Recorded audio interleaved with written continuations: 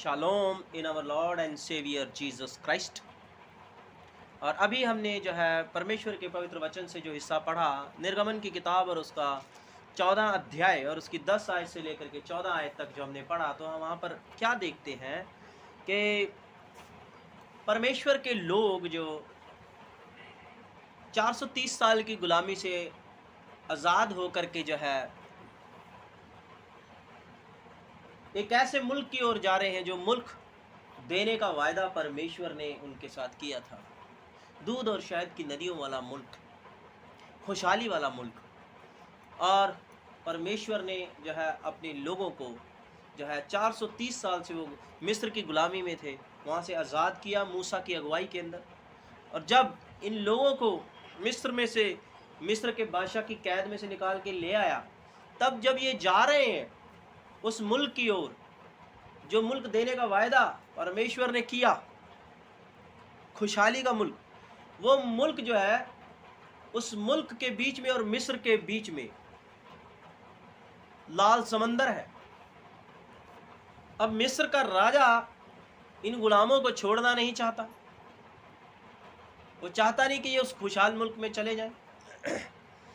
लेकिन खुदा इन्हें ले आया उस गुलामी से आज़ाद करके। लेकिन वो बादशाह फिर भी अपनी फौज के साथ इनका पीछा करता हुआ इनके पीछे आ रहा है। और ये लोग परमेश्वर के दास की बात मान करके जो है, परमेश्वर के वचन को मान करके जो है, उसके वादे पर यकीन करके आ गए हैं मूसा की अगुवाई के अंदर। मिस्र में से निकल करके परमेश्वर के बल पर आ गए हैं ये लोग, परमेश्वर इन्हें निकाल लाया। और जाते जाते क्या, अब जब रास्ते में इनके जो है लाल समंदर आके खड़ा हो गया, और जब वो लाल समंदर खड़ा हुआ है तो ये लोग घबरा गए, कैसे पार करें समंदर को। अरे परमेश्वर के मार्ग पर तो चल आए, परमेश्वर ने बुलाया, आ जाओ मेरे पीछे आ जाओ, मिस्र की गुलामी को छोड़ के मैं तुम्हें निकालता हूं, तुम निकलना चाहते हो? इन्होंने कहा हाँ हम निकलना चाहते हैं। इन्होंने दुहाई दी परमेश्वर की, चिल्लाए, और इनकी चिल्लाहट स्वर्ग तक पहुंची और खुदा ने इनकी चिल्लाहट सुनी और खुदावन ने अपने खादिम को भेजा और इन्होंने खुदा के ऊपर यकीन किया और खुदा की बात को मान करके उस गुलामी में से निकल आए। खुदा से कहा हमें आज़ाद कर, खुदा ने इनके मांगने पर इन्हें आज़ाद कर दिया और ये आज़ाद होके आ गए खुदा के मार्ग पर। जब ये खुदा के मार्ग पर आए तब क्या है, आगे इनके बहुत बड़ी रुकावट आ गई, समंदर आ गया जो इन्हें परमेश्वर के मार्ग में आगे बढ़ने नहीं देना चाहता। और पीछे शत्रु है, मिस्र का राजा, एक शैतानी बादशाह, एक दुष्ट बादशाह, जो इन्हें पकड़ करके वापस जो है उसी अंधकार में ले जाना चाहता है। तो मेरे अजीजों, हम इससे सीखे क्या? जब हम अपना जीवन परमेश्वर को समर्पित कर देते हैं ना, अपना जीवन परमेश्वर को दे देते हैं, तो मालूम है क्या होता है हमारे जीवन के अंदर?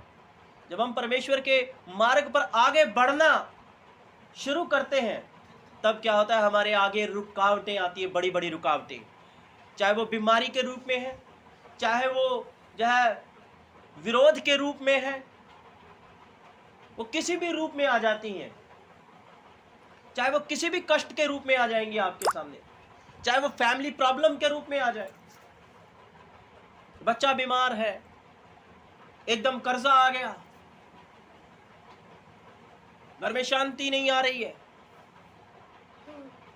और ऐसे हालात के अंदर जो है इंसान क्या, उसे कुछ समझ नहीं आता कि अब वो क्या करे।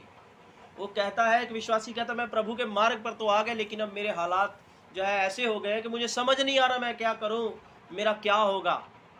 और पीछे वो जा नहीं सकता, क्योंकि पीछे अंधकार की शक्तियों से नष्ट करने के लिए बैठी होती हैं, अपनी तरफ बुला रही होती हैं, और आगे वो बढ़ नहीं सकता क्योंकि आगे रुकावटें होती हैं। ऐसे में उसको समझ नहीं आता कि वो करे क्या। ना वो पीछे जा सकता अंधकार में, ना वो आगे की रुकावटों का सामना कर सकता है एक विश्वासी।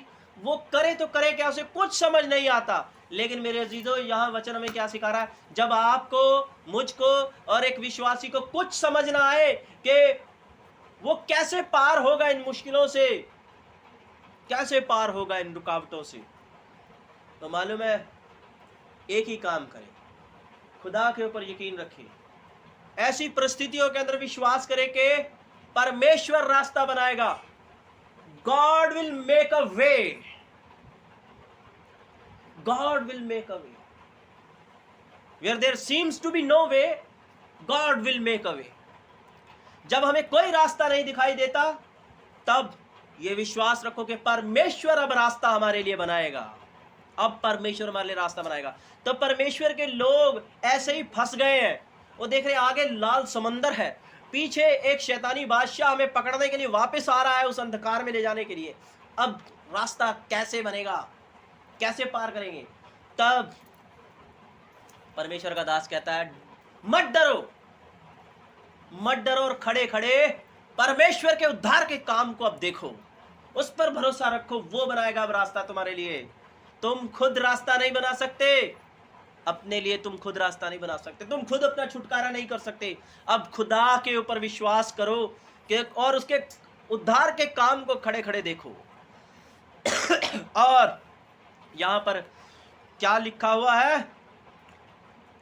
मत डरो, मत, खड़े खड़े वो उद्धार का काम देखो जो यहोवा आज तुम्हारे लिए करेगा। क्योंकि जिन मिस्रियों को तुम आज देखते हो उनको फिर कभी ना देखोगे। जिस शत्रु को तुम देख रहे हो, जो तुम्हारे पीछे पड़ा हुआ, वापस उस अंधकार में ले जाने के लिए, परमेश्वर के मार्ग से वापस खींचने के लिए तुम्हें लगा हुआ, तुम उस शत्रु को फिर कभी अपने जीवन में ना देखोगे। परमेश्वर पे भरोसा रखो। God will make a way where there seems to be no way. परमेश्वर अब रास्ता बनाएगा, और परमेश्वर ने रास्ता बनाया।